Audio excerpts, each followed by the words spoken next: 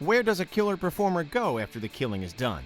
Welcome to Watch Mojo, and today we'll be counting down our picks for the top 10 horror movie villain actors. Where are they now?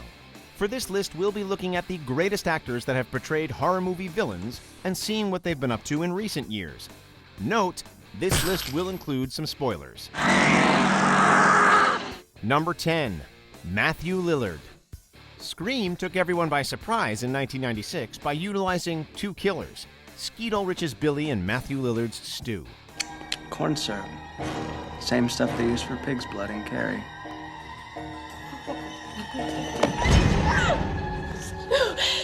Help me, please. Surprise, Sydney. Ulrich was recently seen over on the CW playing F.P. Jones in Riverdale. But what of his goofier counterpart? 6 years after Scream, Lillard landed the role of Shaggy in the live-action Scooby-Doo, and it stuck. Like, I'm right here, man. Hey, Scoob, that was fun. Let's grab another skateboard and, do it again, huh? Not only has he played the live-action character, but Lillard has been serving as the official voice of Shaggy since 2009, appearing in various Scooby-Doo TV shows, specials, and direct-to-video movies. Outside of animation, Lillard has also been dabbling in dramatic work as of late, starring as William Hastings in Twin Peaks: The Return and Dean Boland in NBC's Good Girls. Won't wear pajamas. I don't know if you noticed, but all that kid likes to do Yeah, right now I know. She does that. Yeah, well, while I'm reading her bedtime stories, It's her time. she just sits there with her hand and It's normal, Dean. Okay, but I'm Well, exhausted. don't shame her. It's exhausting. Number 9, Doug Bradley.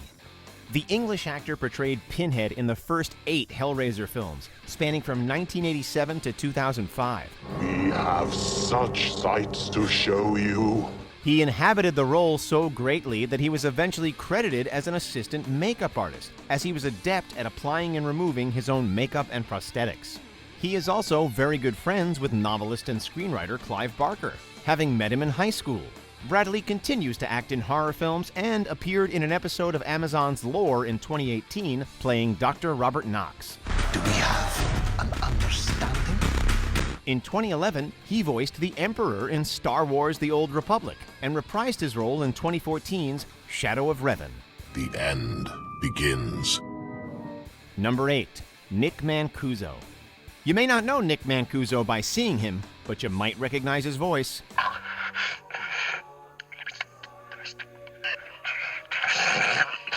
He provided the voice of Billy in the seminal and revolutionary slasher flick Black Christmas back in 1974.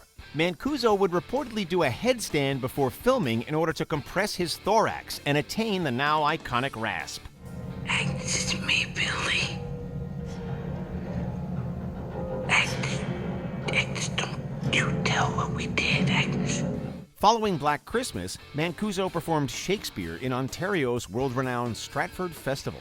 He has since attained over 150 film and TV credits and is still going strong to this day. In 2019, the then 71-year-old Mancuso appeared in 2 movies, Road to the Lemon Grove and the TV movie Rahab and the Ribbon of Redemption. 22 bowls of spaghettini and 200 cannoli. Number 7, Tony Todd. Beginning in the mid-'80s, Todd began quite an extensive filmography, appearing in productions like Platoon, multiple Star Trek series, and the 1990 Night of the Living Dead remake.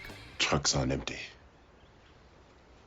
We can't take the chance of running dry out in the middle of nowhere. But many people know Todd as the titular Candyman and William Bloodworth from the Final Destination franchise. Your death will be a tale to frighten children, to make lovers cling closer in their rapture. Nowadays, Todd has been doing a lot of TV work. He appeared in 14 episodes of The Young and the Restless in 2013, provided the voice of Zoom throughout The Flash, and played the Tall Man in Freeform's horror series Dead of Summer.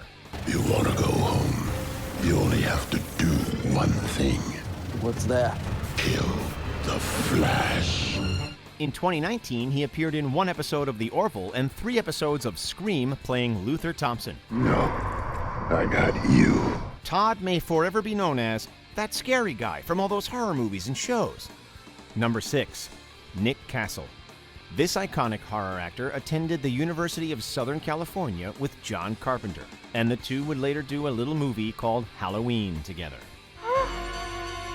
Tommy!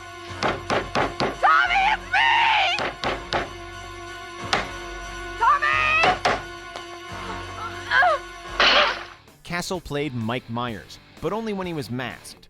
Tony Moran provided the face of Michael in the famous unmasking sequence. Following Halloween, Castle focused on writing and directing his own films. He developed the story for Hook and directed 1993's Dennis the Menace. Firewood, bombs away!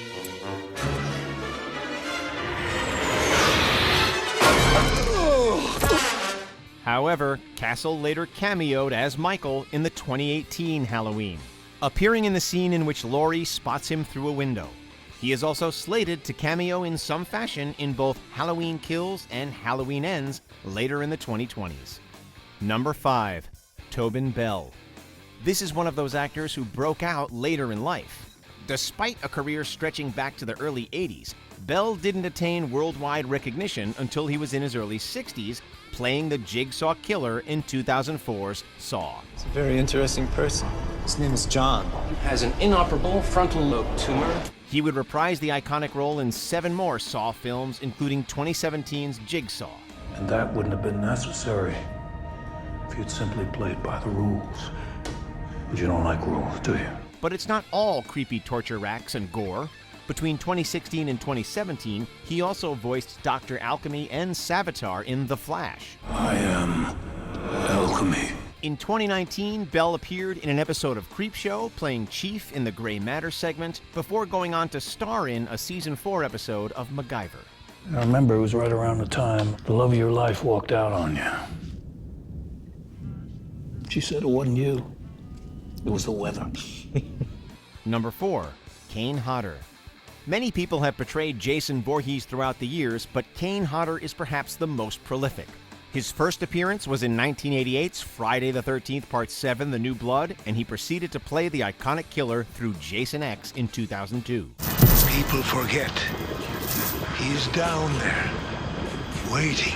Hodder has also played Victor Crowley in the Hatchet series and performed the stunts for Leatherface in the Texas Chainsaw Massacre 3. Hodder continues to perform as relentless serial killers to this day. The hell you doing out here? Where'd you come from? That you two doing the hollering? No, we heard it too. Figured someone was in trouble. Let me give you a word of advice and listen close, because it might just save your life someday. In 2017, he starred in the 4th Hatchet film titled Victor Crowley, and also donned a virtual Jason mask for Friday the 13th The Game by providing the motion capture for the character. Hodder even released an autobiography in 2011 suitably titled Unmasked. It has afforded me doing things like this. More importantly, because of the notoriety of playing a character like this, I've been able to do a lot of stuff to help other people. Number 3. Gunnar Hansen. This Icelandic actor helped revolutionize slasher films with his iconic portrayal of Leatherface in the Texas Chainsaw Massacre.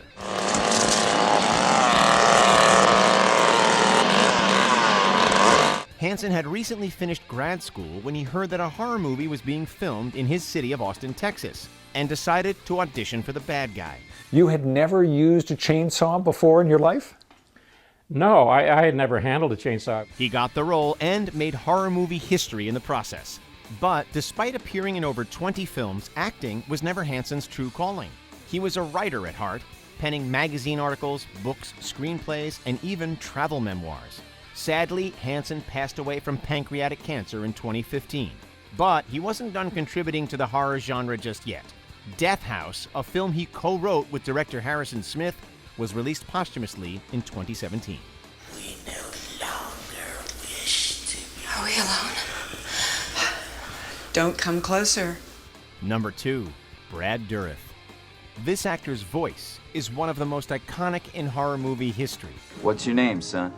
Billy Bibbis. Well, I had to know you. Bill McMurphy's mine. Despite playing a wide variety of great characters, including his Academy Award-nominated performance as Billy in One Flew Over the Cuckoo's Nest, Dourif is perhaps best known as the voice of Chucky, the killer doll of the Child's Play franchise. That's right! Dourif's filmography as Chucky continued to expand up to and including 2013's Curse of Chucky and 2017's Cult of Chucky, both of which saw him working with his daughter, Fiona Dourif. You know, you remind me a lot of Andy Barkley. He was a whiny little bitch just like you. Did you kill him too? In 2019, he reprised his Emmy-nominated role as Doc Cochran in the long-awaited Deadwood movie, a role he portrayed for 33 episodes from 2004 to 2006. I'd have you forbear from spirits. Under advisement. Oh, no. Don't you humor me nor talk down to me neither, nor fix to mix in where you ain't been invited. Before we unveil our top pick, here are a few honorable mentions. Brian Van Holt. Bo and Vincent Sinclair recently concluded a 6-year run on Cougar Town.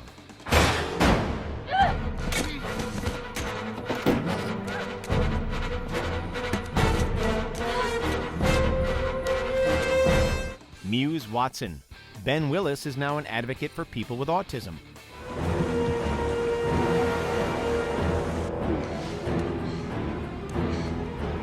Warwick Davis. This ex-leprechaun presents a game show called Tenable and stars in numerous Star Wars films. 94, 95, 96.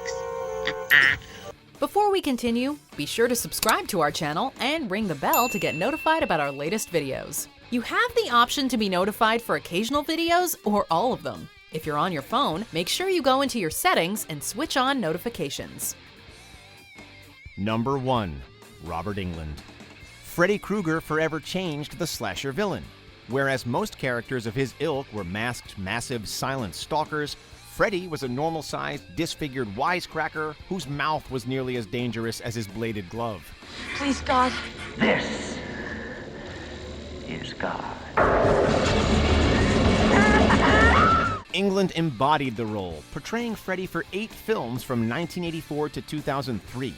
He recently provided the voice of Anti-Pops in Regular Show and reprised his role as Freddy Krueger in a 2018 episode of The Goldbergs titled Mr. Knifey Hands. I'm sorry, who do you think you are? Your worst nightmare. He has also done work for various video games, voicing the Scarecrow in Injustice 2. You belong in Arkham, Scarecrow. So I can break out again. He currently hosts a show on the Travel Channel called True Terror with Robert Englund, in which he recounts terrifying true stories of the past. I'm Robert Englund. Join me on a journey into the dark shadows of our nation's history to uncover a trilogy of stories as terrifying as they are real. Do you agree with our picks? Check out this other recent clip from WatchMojo, and be sure to subscribe and ring the bell to be notified about our latest videos.